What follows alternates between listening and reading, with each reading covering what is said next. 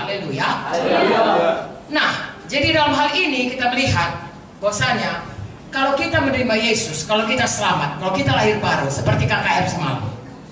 Ya, orang-orang berkata Yesus Tuhan, kemudian sembuh. Ya, kalau ada yang terikat narkoba, bebas, saudaraku. Saya melihat banyak orang yang tadinya narkoba kan, sekarang sudah jadi hamba Tuhan. Ya, yang tadinya dia adalah keluar masuk penjara, ya sekarang dia sudah jadi hamba Tuhan. Tadi yang preman di jalanan sudah dipakai Tuhan sampai kemana-mana. Mengapa? Tuhan mengobatkan hidup, Tuhan memulihkan hidup kita.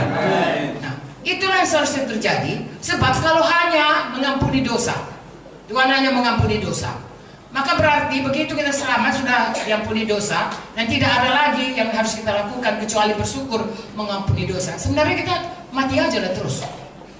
Karena begitu sudah selamat kan sudah diampuni dosa. Tapi kenapa kita masih dibiarkan Tuhan ada di dunia ini? Tentunya ada maksud Tuhan.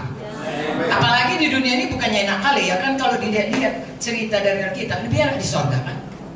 Kenapa kita tidak begitu selamat langsung dipanggil Tuhan, cuk, kan bisa dibuat Tuhan, mati kita dapat sorga?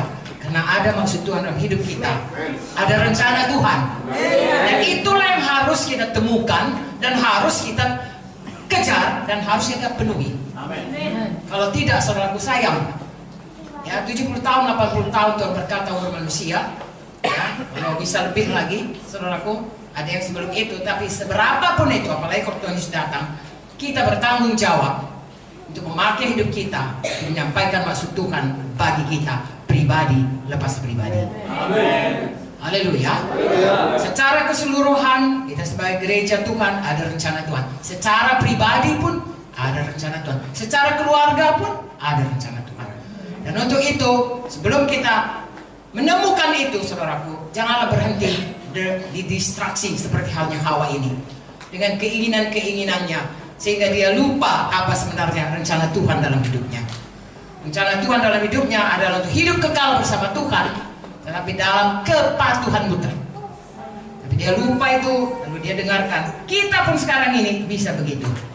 Ya, ada rencana Tuhan, kita sudah selamat, kita sudah anak Tuhan, kita sudah sembuh, kita sudah kaya, kita sudah diberkati, dan lain sebagainya. Ada rencana Tuhan. Amen. Kita temukan itu, kita kerjakan itu, bahkan kita berlari-lari di dalamnya sampai itu jadi, dan itulah hidup yang sesungguhnya. Haleluya. Nah, saudaraku, pujilah Tuhan. Ya, manusia ini sebenarnya, saudaraku, ya diciptakan Tuhan sangat mulia, tapi begitulah, saudaraku, tertipu oleh musuh. Musuh adalah musuh kita yang kekal. Saudara tahu, kalaupun seseorang itu dia dirasuki setan, kemudian dia mati, dianya mati, setannya masih hidup. Mengapa saudara lihat kadang-kadang kutuk dosa? Penyakit pun, kakek darah tinggi, dia pun darah tinggi. Kakek stroke, dia pun stroke. Bapak stroke, cucu pun stroke. Ya, sehingga kalau ada riwayat seperti ini, kalau kami dokter selalu tanya, adakah keturunanmu, adakah diabetes, adakah darah tinggi dan sebagainya? Karena itu kutuk-kutuk keturunan. Puji Tuhan, kalau kita menerima Yesus, itu semua diputuskan. Untuk apa? Untuk hidup baru dalam Tuhan. Haleluya. Itulah sebabnya, saudaraku, sesudah saya dan saudara selamat, tolong cari dulu apa rencana Tuhan bagi kita. Baguslah kalau kita sakit kita cari kesembuhan, tapi sesudah dapat kesembuhan, untuk apa kesembuhan itu? Baguslah kalau kita sudah tadinya penuh kekurangan, kemudian kita sudah mendapatkan berkat, untuk apa Tuhan memberkati kita?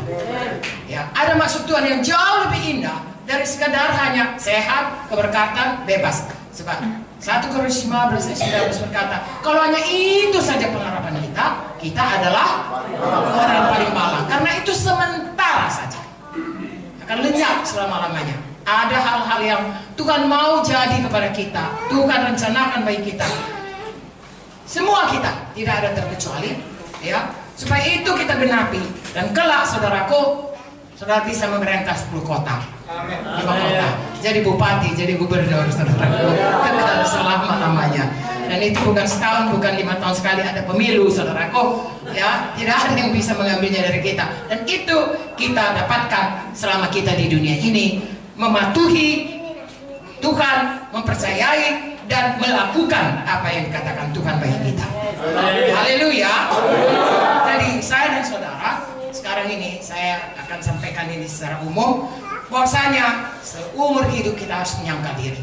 Menyangkal diri untuk bisa mengikut Tuhan dengan sungguh-sungguh.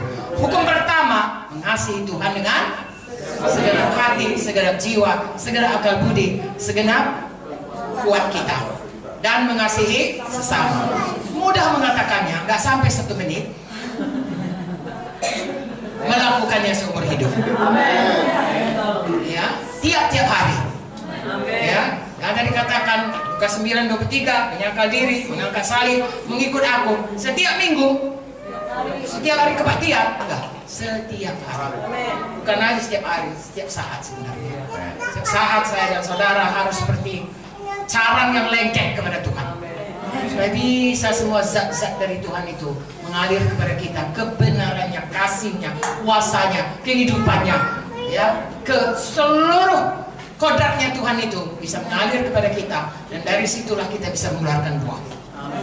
Haleluya. Buah hidup yang berubah dan buah jiwa-jiwa yang dapat kita menangkan bagi Tuhan. Bagi saudara hamba-hamba Tuhan tentunya ini sangat menggairahkan. Saudara diberi kesempatan oleh Tuhan untuk membawa sebanyak-banyaknya orang, bukan saja untuk selamat, tapi kelak untuk menjadi orang yang juga seperti saudara memenangkan orang lain kepada Tuhan. Haleluya. Jadi saudaraku, kalau saudara baca Yakobus 1, ada hikmat dari Tuhan, ada hikmat dari dunia. Kalau hikmat dari dunia ini saudaraku, maka kita akan jatuh kepada dosa. Supaya kita mengerti, dan kapan kita mengerti, kita tidak bisa ditipu setan. Kalau kita tidak mengerti, setan itu licik sekali. Nah saudaraku, maksud saya, mari kita kenal tipu daya setan, jangan kita mau ditipunya. Kita kenal saudaraku jalan Tuhan, dan kita tahu tipu dayanya, kita ikut jalan Tuhan.